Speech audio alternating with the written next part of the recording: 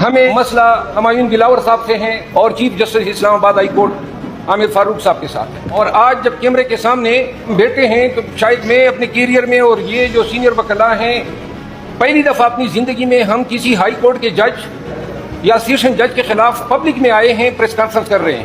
اس زندگی میں اس طرح اس عمل کا ارتکاب نہیں کیا ہے اور اس کی ضرورت پڑی ہے۔ عمران خان کے ساتھ چیف جسٹس اسلام آباد ہائی کورٹ اور اس کی ایما پہ ہمایون دلاور صاحب نے انصاف سے ہٹ کر جو کام شروع کیا ہوا ہے، جو روزمرہ کی بنیاد پہ کارروائی، عدالتی کارروائی کا نام دے کے جو ناانصافیاں کی جا رہی ہیں، اس نے ہمیں مجبور کیا ہے کہ ہم یہاں عدالت کا احترام کو ملحوظ خاطر رکھتے ہوئے جہاں ان کو یہ بتائیں کہ آپ کے فرائض انصاف کرنا ہے، کسی کے لیے کمپرومائز نہیں ہونا ہے، وہاں ہم نے قوم کو بھی یہ بتانا ہے کہ یہ جج صاحبان کمپرومائز ہیں اور اس کی نظیریں ملتی ہیں ورلڈ جورسڈکشن میں، دنیاوی جورسڈکشن میں آپ جائیں تو آپ کو ملے گی۔ امریکہ میں جارجیا کی سپریم کورٹ کے جج کو اگر آپ کہتے ہیں کہ آپ اس مقدمے میں نہ بیٹھے، لا کی زبان میں اس کو ریکیوزل کہتے ہیں، تو وہ یا ریکیوز کرے گا یا کہے گا کہ نہیں میں بیٹھتا ہوں۔ آپ کا کوئی شک ہے کہ وہ متعصب ہیں، اس کا کوئی انٹرسٹ ہے، اگر وہ بیٹھ گیا اس مقدمے میں جس پہ پارٹی نے اس کو کہہ دیا کہ آپ ریکیوزل کریں، تو پھر اس پارٹی یا اس کے وکیل کو یہ حق ہے کہ پبلک میں جائیں اور عوام کو بتائیں کہ ایسے جج صاحبان بھی ہیں جن کو آپ التجائیں کرتے ہیں کہ آپ ہمارے مقدمات میں نہ بیٹھیں، ہمیں آپ سے اندیشے ہیں، خدشے ہیں، ہمیں معلوم ہو رہا ہے اور آپ کے فیصلوں سے واضح ہیں کہ آپ کمپرومائز ہو چکے ہیں۔ یہ دو جج صاحبان جو ہیں یہ اپنے منصب، اپنے اوتھ کا انحراف کر چکے ہیں، انہوں نے انصاف کرنے کا حلف لیا ہے جس طرح ہم نے یہ حلف لیا ہے کہ ہم اپنے موکل کو انصاف دلائیں گے۔ لہذا اگر جج صاحبان ناراض ہوتے ہیں یا وہ یہ سمجھتے ہیں تو ہم ہر قسم کے نتائج بھگتنے کو تیار ہیں، اس کا پراب ہونا چاہیے، ہمارے الزامات کا پراب ہونا چاہیے۔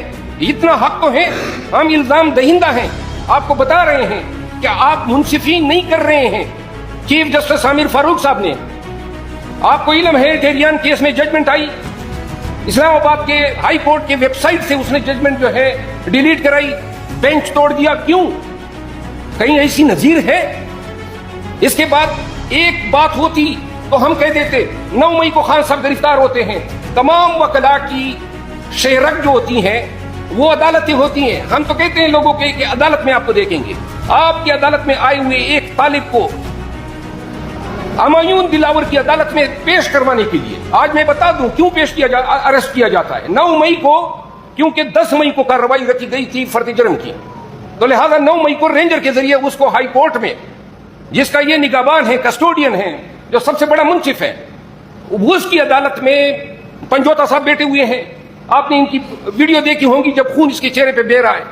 عدالت اور عدالت کے تقدس کو پامال کرتے ہوئے جس غنڈگردی کے ساتھ ان لوگوں نے پاکستان کے سابق وزیر اعظم کو ڈسگریسفلی گھسیٹا، وہ ویڈیو سامنے نہیں آئی۔ جس طرح کمرے میں ان کی توہین کی گئی، کرسی پر گرایا گیا، ان کو لاتیں ماری گئی، ان کی انتہائی ڈس رسپیکٹ کی گئی، وہ ویڈیو انہوں نے چوری کر دی۔ یہ ہائی کورٹ میں ہوتا ہے، کسی اڈے پہ نہیں ہوتا ہے، کسی سڑک پہ نہیں ہوتا ہے۔ اور جب اور وہاں پہ وکلاء کو مارا جاتا ہے، عدالتی سٹاف کو مارا جاتا ہے، شیشے توڑے جاتے ہیں، دروازے توڑے جاتے ہیں، تو ہم فریاد لے کے جاتے ہیں یہ کیا فستائیت ہے، کیا ظلم ہے، کیا انارکی ہے، کیا ٹیرنی ہے۔ یہ چیف جسٹس کا کام نہیں تھا کہ اپنے عدالت کے تقدس کو جو ہے جنہوں نے پامال کیا تھا ان کو نوٹس کرتے، ان کو گرفتار کرواتے۔ حضرت نے آسمانی گرا دیا کہ نہ جناب جو گرفتاری کی ہیں ان حضرات نے، وہ اس پہ میں مہر ثبت کرتا ہوں۔ قانون تو اسی دن آپ نے اس کی بیخکنی کر دی، انصاف کا تو اسی دن آپ نے جنازہ نکال دیا جس دن آپ نے اس فستائیت پہ مہر رقم کر دی، اسی دن آپ نے اپنے آپ کو ایکسپوز کر دیا، اسی دن آپ نے اپنے حلف کی پامالی کی، اسی دن آپ نے بتا دیا کہ جج بھی کمپرومائز ہوتے ہیں۔ اور پھر جب انہوں نے یہ کیا شوشا کے لیے، ڈرامے بازی کے لیے، آئی جی کو ابھی 10 منٹ میں طلب کر لیں، 1 گھنٹے میں طلب کر لیں، کدھر گئی وہ تبینی عدالت اور جو حکم کیا تھا کہ اس کی FIR ہم درج کریں گے؟ ہماری 30 سال شعیب صاحب کی مجھ سے زیادہ وکالت ہیں، 35 سال اس پیشے میں گزرے ہیں، تمام جج صاحبان کو دیکھا ہے، کچھ زندہ ہیں، کچھ ابھی سرونگ ہیں، کچھ مر چکے ہیں۔ یہ عدالتی ڈرامہ بازیاں جو ہیں یہ ہم اچھی طرح سمجھتے ہیں اس دن آپ نے یہ فیصلہ کیا, اس دن آپ نے اپنے آپ کو ڈسکوالیفائی کر دیا. یہاں پہ آپ نے ناانصافی ختم نہیں کی. ہمایوں دلاور صاحب پہ بعد میں آتا ہوں. ہمایوں 9 تاریخ کو خان صاحب گرفتار ہوتے ہیں, 10 تاریخ کو میں اور خواجہ عارف صاحب اور بیرسٹر گور صاحب, ہمیں کہا جاتا ہے صبح کہ جی وہ عدالت تو پولیس لائن چلی گئی. اب آپ لوگ سن لیں اور پاکستانی قوم بھی سن لیں, کبھی پاکستان کی تاریخ میں اور دنیا کی تاریخ میں کبھی پولیس لائن میں عدالت نہیں لگی ہے. اور اگر سیکیورٹی کی وجہ سے کہیں پر مجبوری ہے تو 452 ضابطۂ فوجداری کہتا ہے کہ وہ جج جس کی عدالت کا کیس ہے وہ تحریری طور پہ رضامندی دے گا کہ گورنمنٹ کے اس حکم نامے کے ساتھ یہ سیکیورٹی ریزن کی وجہ سے اس کو شفٹ کیا جاتا ہے. کوئی رضامندی انہوں نے نہیں کی, اور صبح میں پتہ چلتا ہے کہ جناب خان صاحب کو پولیس لائن میں ایک پولیس افسر کے گھر جو اس کا ریزیڈنس تھا اس کو عدالت میں ڈکلیئر کر کے پیش کیا جائے گا. ہم گئے, میں گیا وہاں, جناب علی بڑی مشکل سے پہنچے. جب ہم وہاں پہ جاتے ہیں تو سب سے پہلے میں نے اعتراض اٹھایا اس کے سامنے کہ یور آنر یہ عدالت کس طرح ہو گئی ہے؟ پولیس لائن میں ایک تھانے دار یا پولیس افسر کے گھر کو آپ پاکستان کے سابق پرائم منسٹر کے ٹرائل کر رہے ہیں, کیا آپ نے کنسنٹ دی ہے؟ یا ریکارڈ ہے, ہم نے ریٹن میں لکھا ہوا ہے. اس نے کہا مجھ سے کنسنٹ نہیں دی گئی. اور اس پہ میں جب پولیس لائن سے باہر نکلا تھا اور جب میں نے میڈیا ٹاکس کی تھی تو اسی دن بھی میں نے یہ بات کی تھی. تو سب سے پہلے عمران خان کے ٹرائل پولیس لائن میں ہوتے ہیں کہ آپ اپنی مرضی کی جگہ چنیں, لیکن وہ جگہ چنیں جو پروسیکیوشن کی نہ ہو, جو پولیس کی نہ ہو, کیوں وہ تو ہمارے مدعی ہیں, وہ تو ہمارے خلاف گواہ ہیں. یہ جناب یعنی ہو جاتا ہے, اب عدالت میں کارروائی شروع ہو جاتی ہے. جی السلام علیکم ورحمۃ اللہ وبرکاتہ. ایک طرف عمران خان, دوسری طرف پورا پاکستان, بلے کا نشان اور سج گیا میدان. عمران خان کی مقبولیت, تحریک انصاف کا ووٹ بینک, عمران خان کا ووٹ بینک, بلے کا نشان, آخری حملہ ہونے جا رہا ہے. لیکن اس پر بات کرنے سے پہلے یہ بتاتا چلوں کہ پاکستان تحریک انصاف کے انتخابات بھی مکمل ہوئے. بیرسٹر گور علی خان بنے چیئرمین, عمر ایوب بنے جنرل سیکرٹری, منیر بلوچ بلوچستان کے صدر, حلیم عادل شیخ سندھ کے صدر, علی امین گنڈاپور کے پی کے صدر, خیبر پختونخوا کے صدر, اور یاسمین راشد پنجاب کی صدر. یاسمین راشد کی سلیکشن پر مجھے بھی بہت خوشی ہوئی. جیل کینسر کی مریض ہیں, بڑی بہادری سے اور جواں مردی سے جیل کاٹ رہی ہیں. لیکن یہ بتاتا چلوں کہ اس وقت حالات دیکھیے. گوہر, بیرسٹر گوہر پیپلز پارٹی کے سابقہ پیپلز پارٹی میں رہ چکے, شیر افضل مروت پیپلز پارٹی میں رہ چکے, اور صدر جو تحریک انصاف کے ہیں جو بنے ہیں وہ ہیں پرویز الہی, وہ کاف لیگ کے. تو یعنی چیئرمین, نائب صدر, صدر دوسری پارٹیوں کے. لیکن یہی خوبصورتی بھی ہے. خوبصورتی کیوں ہے کہ کیا عمران خان بشرا بی بی کو چیئرمین نہیں بنا سکتے تھے؟ بنا سکتے تھے. اور کیا عمران خان اپنی بہنوں کو چیئرمین نہیں بنا سکتے تھے؟ علیمہ خان کو یا کسی کو چیئرمین, پارٹی کا چیئرمین نہیں بنا سکتے تھے؟ صدر نہیں بنا سکتے تھے؟ وائس چیئرمین نہیں بنا سکتے تھے؟ بنا سکتے تھے. اور یقین کیجئے, میں اندر کی بات آپ کو بتاتا چلوں کہ یہ سوچا جا رہا تھا, یہ تجویز دی گئی عمران خان کو جیل میں کہ بشرا بی بی کو بنائیں یا علیمہ خان کو بنائیں. عمران خان نے کہا نہیں. عمران خان نے 3 نام دیے بشرا بی بی کو, اور بشرا بی بی نے ان میں سے حسب معمول, حسب سابق ان میں سے گور خان کو چنا کہ ان کو بنا دیں. تو موروثی سیاست جو لعنت ہے, جو اس جمہوریت کے آگے ایک بہت بڑی رکاوٹ ہے, تحریک انصاف کو سے باقی پارٹیوں کو بھی سیکھنا چاہیے. اور یہ بتاتا چلوں کہ کیا یہ شفاف انتخابات ہیں پی ٹی آئی کے؟ نہیں ہیں. لیکن کیا کوئی پارٹی ایسی ہے جو کہہ سکے کہ اس نے شفاف انتخابات کروائے ہیں؟ نہیں. اس پر تو بعد میں بات کرتے ہیں. پہلے یہ بتاتا چلوں کہ پی ٹی آئی کی اچھی بات کیا ہے کہ فیملی کو عہدہ نہیں دیا. اور یہ بھی بتاتا چلوں اگر پاکستان تحریک انصاف کے حالات اور خراب ہوتے ہیں تو آگے جا کر ہو سکتا ہے کہ علیمہ خان یا بشرا بی بی میں سے کوئی چیئرمین بنے. حالانکہ میں اس کے حق میں نہیں ہوں, میں تو موروثی سیاست کے خلاف ہوں, لیکن ایسا سوچا جا رہا ہے. اب اس کا جو انتخابات ہوئے ہیں اس پر کمال رد عمل آیا ہے. پیپلز پارٹی نے کہا ہے کہ یہ سلیکشن ہوئی ہے. مسلم لیگ نون نے کہا ہے کہ یہ دھاندلی نہیں دھاندلا ہے، آمریت ہے، سلیکشن ہے. 15 منٹ میں سارا کچھ ہو گیا. سبحان اللہ، چشم بدور. پیپلز پارٹی کہہ رہی ہے. ابھی کل زرداری صاحب کہہ رہے تھے کہ میرے پاس 2 پارٹیاں ہمارے پاس، ایک میں نے بیٹے کو دی ہوئی، ایک میں نے اپنے پاس رکھی، اور جو میں نے اپنے پاس رکھی ہوئی ہے وہ بینظیر بھٹو صاحبہ نے مجھے وصیت کر کے دے دی تھی. اب اس میں کہاں الیکشن آ گئے؟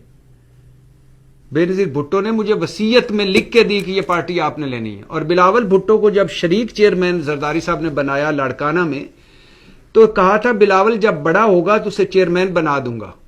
ابھی تک بڑا ہی نہیں ہوا غالباً. یہ تو سنا تھا زرداری صاحب سے کہ انٹرینڈ ہے، ابھی اسے وقت لگے گا ٹریننگ اس کو، یعنی ہمارا وزیر خارجہ انٹرینڈ تھا، جس کے پاس ہماری 16 مہینے وزارت خارجہ پالیسی تھی وہ انٹرینڈ، جو ایک پارٹی کا شریک چیئرمین وہ انٹرینڈ، جو اگلا وزارت عظمیٰ کو امیدوار وہ انٹرینڈ. یہ تو سنا تھا زرداری صاحب نے کہا کہ وہ انٹرینڈ ہے، لیکن یہ بھی زرداری صاحب نے ابھی نہیں بتایا کہ بڑا کب ہوگا تاکہ اس کو مکمل چیئرمین بنائے. تو بلاول بھٹو پرچی پہ بنے ہوئے ہیں، نامزد ہوئے ہیں، سلیکٹ ہیں. زرداری صاحب وصیت کے زور پر. اور مزے کی بات، گور ایک اعتراض کرتے ہیں کہ گور جو خان ہے 2-2.5 سال اسے پارٹی میں اور اسے چیئرمین بنا دی گئی.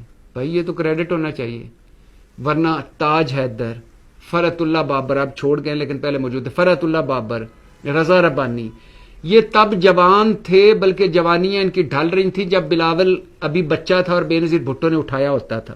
اور آج بھی بلاول ان کے آگے کھڑا ہوتا ہے یا پیچھے کھڑا ہوتا ہے. تو پیپلز پارٹی کس منہ سے کہہ رہی ہے کہ یہ سلیکشن ہوئی ہے؟ وہ تو خود یعنی سلیکٹڈ خود دوسروں کو تانے دے رہے ہیں سلیکشن کا. سلیکشن کی پیداوار والے دوسروں کو تانے دے رہے ہیں سلیکشن کا. اب آج مسلم لیگ نون پہ، اس کا نام ہی دیکھ لیجئے، مسلم لیگ نون مطلب مسلم لیگ نواز. جب جو پارٹی ہو ہی ایک شخص کے ارد گرد گھومتی ہو، اس کو کیا لگے الیکشن سے؟ اور کبھی مسلم لیگ نون میں الیکشن ہوئے؟ بالکل بھی نہیں ہوئے. نواز شریف نائل ہو گئے، پہلے ان کو قائد بنایا، پھر ریبر بنایا، پھر قائد اعظم ثانی بنایا، پھر مریم نواز نے کہا وہ تو امام خمینی ہے. اور مریم بلاول بھٹو کی کیا کوالیفیکیشن ہے جو میں پہلے بھی کہہ سکتا ہوں، بینظیر بھٹو کے بیٹے ہیں بس. اس کے علاوہ ان سے کئی سینکڑوں لوگ زیادہ تجربہ کار ہیں، زیادہ ٹیلنٹڈ ہیں، لیکن وہ پارٹی میں رول رہے ہیں. اسی طرح مریم نواز صاحبہ کی کیا کوالیفیکیشن ہے؟ وہ نواز شریف صاحب کی بیٹی ہیں اور پارٹی موجود ہے، لیکن وہ ان کے پاس دیکھیے آپ، قائد نواز شریف، صدر شہباز شریف، سینئر نائب صدر اور چیف آرگنائزر مریم نواز، حمزہ شہباز بھی صدر، سینئر نائب صدر، اور اسحاق ڈار ساری پارٹی کے خزانہ کے سنبھال کے بیٹھے ہیں. اب بتائیے، الیکشن، میں تو کہتا ہوں کہ پارٹیوں میں الیکشن ہونا چاہیے، کیونکہ یہ بہت بڑی موروثی سیاست اور پارٹیوں کی سلیکشن بہت بڑی لعنت ہے. اور یہ پارٹیاں، انہوں نے یہ فیملی اورینٹڈ پارٹیاں، انہوں نے سونے کے انڈے دینے والی مرغیاں بنا رکھی ہیں، سونا اگلتی فیکٹریاں بنا رکھی ہیں. اور یقین کریں ساری جمہوریت پیپلز پارٹی کی 2 شخصیات میں ہے، زرداری صاحب اور بلاول بھٹو. ان کو کچھ ہو جائے جمہوریت خطرے میں پڑ جاتی ہے، ان کو کچھ ہو جائے سویلین بالادستی، پارلیمنٹ کا تقدس، آئین، قانون سب خطرے میں پڑ جاتا ہے. ہاؤس آف شریف کے لیے ساری جمہوریت 4-5 لوگوں میں، وہ ہاؤس آف شریف کے لوگ ہیں، مریم نواز، کیپٹن صفدر، وہ ان کو بھی شامل کر لیں، ویسے حمزہ شہباز، سلمان شہباز، حسن حسین، نواز شریف، شہباز شریف، بس یہ ہے ان کی ساری جمہوریت انہی وجود مبارک میں ہے. تو نون لیگ کبھی الیکشن نہیں ہوئے. ابھی نون لیگ کو الیکشن کمیشن پیچھے پڑا ہوا تھا، الیکشن کروائیں، الیکشن کروائیں، الیکشن کروائیں، اور پھر ایک ڈیٹ، پھر دوسری ڈیٹ، پھر تیسری ڈیٹ، پھر چوتھی ڈیٹ دی، اور پھر انہوں نے ایک دن سلیکشن کر لی، پتہ ہی کوئی نہیں تھا، سویرے سلیکٹ ہو گئے سارے. اور ابھی کل جب نواز شریف لندن میں تھے، مفرور تھے، مجرم تھے، وہ ادھر پارٹی بیٹھ کر ملک چلا رہے تھے، شہباز شریف لندن گئے، وہاں سے ایک پریس ریلیز جاری کی کہ میں صدر، قائد نواز شریف، مریم نواز چیف آرگنائزر اور سینئر نائب صدر. تو سبحان اللہ چشم بدور. مسلم لیگ بھی تانے دے رہی ہے تحریک انصاف کو کہ آپ سلیکشن کی ہے. اس جو حالات ہیں تحریک انصاف کے, اس میں الیکشن ہو سکتے تھے. 250 لوگ تو چھوڑ گئے, باقی چپ کر کے گھر میں بیٹھے ہوئے ہیں. بہت سارے لوگ جیلوں حوالاتوں میں ہیں, بہت سارے مقدمے گرفتاریوں کے خوف سے مفرور ہیں. عمران خان خود جیل میں ہے. اور خیر سے الیکشن کمیشن کو بھی سلوٹ ہے دونوں ہاتھوں سے کہ صرف اسی پہ نظر رکھ کے بیٹھا, اسی پارٹی پہ, کہ یہ الیکشن کروائے سلیکشن نہ کروائے, یہ الیکشن کروائے سلیکشن نہ کروائے. اور باقی سارے جو پارٹیاں جہاں سلیکشن ہو رہی وہاں چپ. تو میں جو شروع میں, لہٰذا ان کا تو اعتراض بنتے نہیں, یہ تو ایسے ہی ہے. ساری عمر سلیکشن, بھٹو صاحب سے بلاول بھٹو تک, نواز, شہباز, مریم, سارے سلیکٹڈ لوگ, مولانا صاحب, ساری سلیکشن ان کی پارٹی کی ساری سلیکشن ہوئی, اے این پی ساری سلیکشن, سوائے ایک جماعت اسلامی جو باقاعدہ انتخابات کرواتی ہے, باقی کچھ بھی نہیں ہے. تو ایک ان کے اعتراضات کو چھوڑیں. اب آ جائیں اور یہ اچھی بات ہے اس وقت تک کہ انہوں نے اس اپنی فیملی میں نہیں تحریک انصاف کو رکھا, اور یہ بھی عمران خان نے ایک رسم قائم کی کہ کسی اور کو پارٹی چیئرمین بنایا. اچھا اب آ جائے اس پہ کہ بلے کا انتخاب. اس وقت تحریک انصاف کے 250 سیاستدان سلمان بھائی ہر چیز آئی تھی, اس میں انہوں نے بہانہ بنایا یوکرین کا کہ جی اسٹریٹجک کمپلشن ہے, یوکرین امریکی ہمیں کہہ رہے ہیں خان مانے گا نہیں. ان کے خلاف, خان صاحب کے خلاف باجوہ حقانی فائلز نے ثابت کیا کہ لابنگ کی جا رہی ہے کہ یہ تو یوکرین کو میں کسی صورت نہیں بیچنے دے گا, آپ لیٹر لکھ کے ہمیں دے دو, اگلا ہم سنبھال لیں گے کام. اس کے ساتھ ساتھ اصل میں پیچھے بلیک میلنگ چل رہی تھی.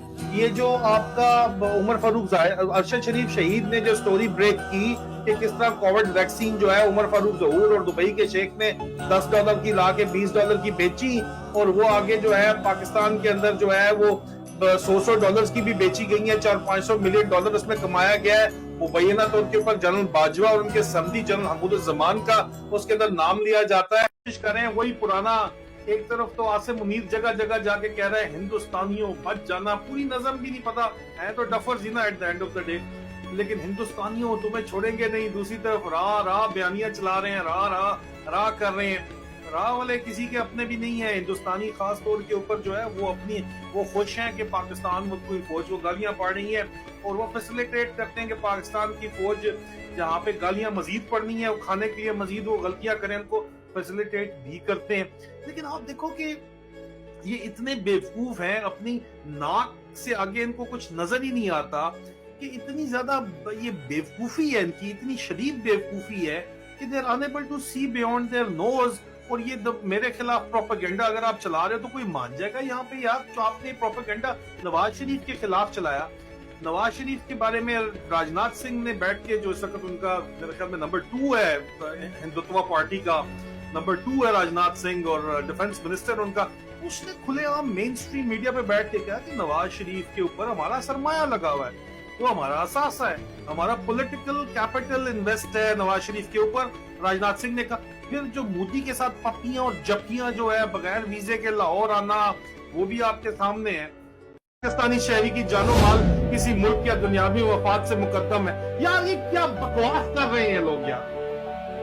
یہ آپ کے جرنیل ہیں اور یہ کہتے ہیں کہ اب لوگ بدتمیز کیوں ہو گئے ہیں, لوگ باتیں کیوں کر رہے ہیں ہمارے اوپر, ہمیں ایکسپوز کیوں کر رہے ہیں. یہ راہ کا ایجنڈا ہے. جی وہاں پہ سندھ میں سندھ رینجر کے ISI کا جو آپریشن تھا سکرن میں, جو مار گیا غریبوں کو, تم مظلوموں کو مار کے ہو, رکھ دی وہاں پہ آئی ہوئی ہو, جہاں پہ آئی ہوئی ہے وہاں تمہاری پھٹتی ہے, جاتے نہیں ہو وہاں پہ. تم نواز شریف بھیج رہے ہو تیار کر کے, وہاں تمہاری پھٹتی ہے, اس کو سجدے کرتے ہو تم لوگ جا کے, وہاں جاؤ بھیج رہے ہیں, اپنا ایسنٹ بھیج رہے ہیں, اس کو تم تاج پوشی کرنے کے لیے تیار بیٹھے رہے ہو, باتیں کرتے ہو بڑی بڑی تم لوگ ہیں جی کہ عادل راجہ جو ہے وہ ہمارے ساتھ ٹھیک نہیں ہے, وہ ہمیں ایکسپوز کر رہے ہیں. لیکن حقیقت فسانے میں واضح ہے. عمران خان 85% قوم آج الیکشن کرا لو اس کے ساتھ ہے, اور تم لوگ ڈنڈا ڈولی کر کے اس کو تم نے اندر کیا ہوا, کیونکہ تمہاری پھٹتی ہے اس سے کہ وہ آئے گا تو تم لوگوں کا احتساب نہ کر دیں. جس تم اس کو ببل بٹ کو لے کے آ رہے ہو اس کو بھی لا کے دیکھ لو, وہ بھی تمہارے ساتھ सीइंग जो है वो टेढ़े लाजमी करेगा, छोड़ेगा वो भी नहीं तुम्हें। लेकिन आप निकलते हो अपने घर से, आप इस इंतजार में कि आप इस उम्मीद में कि आपको आपका घर वापस मिल जाएगा, एक मेक शिफ्ट आप कोई झुग्गी लगा लेते हो, उसके अंदर रहना शुरू कर देते हो, या कोई कैंप शैम्प लगा लेते हो, वहां बैठ जाते हो, और फिर आपसे वही मेहमान आके बाकी लोगों के साथ, अपने मेहमानों के साथ इसी तरह मिल के आपको वहां से भी बेदखल कर देता है, जबरदस्ती उखाड़ के फेंक देता है, आपको अपने अपने लोगों से जुदा कर देता है। तो क्या फिर आप रिएक्ट नहीं करोगे? बात ये है, ये लॉजिक है उनकी फलस्तीन वालों की, जो उन्होंने ये एक अनप्रेसिडेंटेड जो अटैक लॉन्च उन्होंने किया। अब इस अटैक को लेके एक शदीद किस्म की जो रिएक्शन है अब निहत्ते शहरियों और बच्चों के ऊपर हो रहा है। 20 लाख गजा की जो पट्टी है उसके अंदर आबादी है, जिसमें से आधे बच्चे हैं, और बच्चों को बराह रास्त हिट किया जा रहा है। एक तरफ तो ये फलस्तीनी बच्चों की हम बात करें, दूसरी तरफ इजराइल का कहना है कि हमारे बच्चे मारे गए हैं, और उसका भी वो क्लेम कर रहे हैं, लेकिन सबूत बहरहाल नहीं दिखा रहे। सबूत जो वीडियो एविडेंस सामने आ रही है वो फलस्तीनी बच्चों की सामने आ रही है।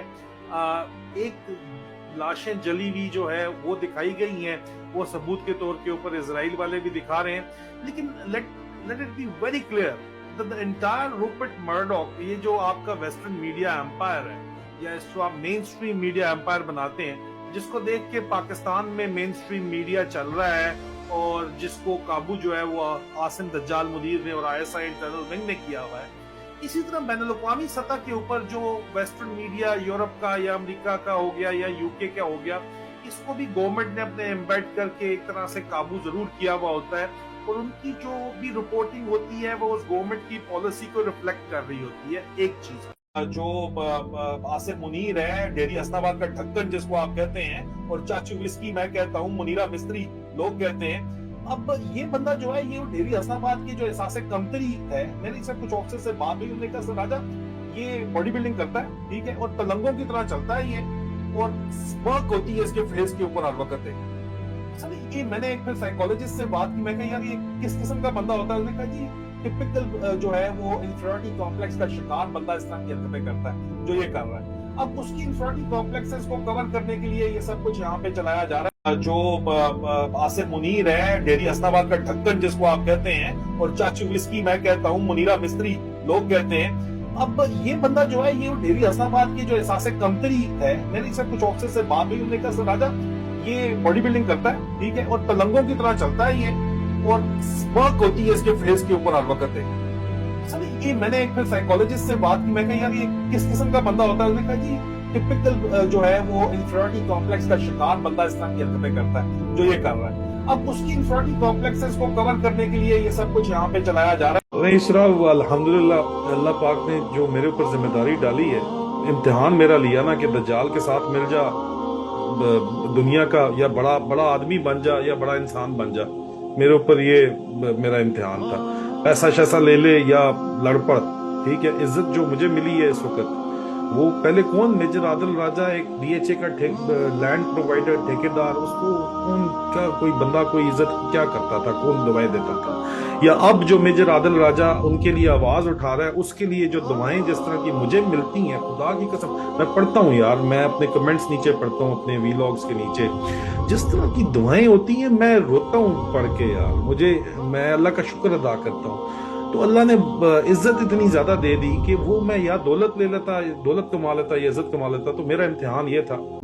हक सच बात ये है कि हक सच बात करने वाले सिर्फ गिनती के चंद लोग रह गए। हक सच बात ये है कि जमात जो है, अगरचे बुत हैं जमात की आस्तीन, अगरचे बुत हैं जमात की आस्तीनों में, और यहाँ पे आस्तीन के सांप भी हैं बेतहाशा भरे हुए, बेतहाशा भरे हुए। उनके बारे में इशारे किनारे पे गुफ्तगू करने पे लोगों को आग लग जाती है, क्योंकि हम लोग जो है वो ज़हनी तौर के ऊपर अंधे हो चुके हैं। हमें जो उम्मीद की किरण दिखाता है, हमें लगता है वही चिराग है, हालांकि वो आग है जो हमें जला के राख कर रही है, हमारे नजरियाती असास को जला के राख कर रही है।